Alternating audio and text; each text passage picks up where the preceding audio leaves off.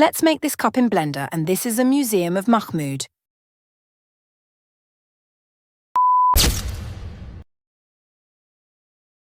From Add List, choose Cylinder. Go to Edit mode. Click to select all of it. Press S to scale it, and Z to scale only Z-axis.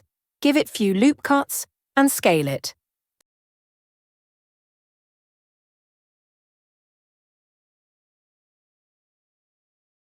Select these faces and delete all. Change to Edges. Alt plus Shift. Left-click to choose all edges. And from Vertex, choose New Edge or Face from Vertex. Delete the upper face. Scale upper edges. Now give to Solidify from Modifier to increase thickness. And from Object, choose Shade Smooth and give it Subdivision Surface to make it more realistic. Then apply it. Timing of handle. Choose 4 faces and press it to extrude it. Select Spin tool. Shift plus right-click to change the position of cursor.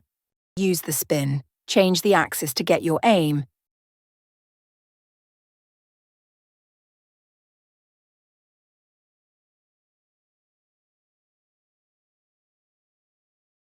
Delete 4 faces down and change to edges.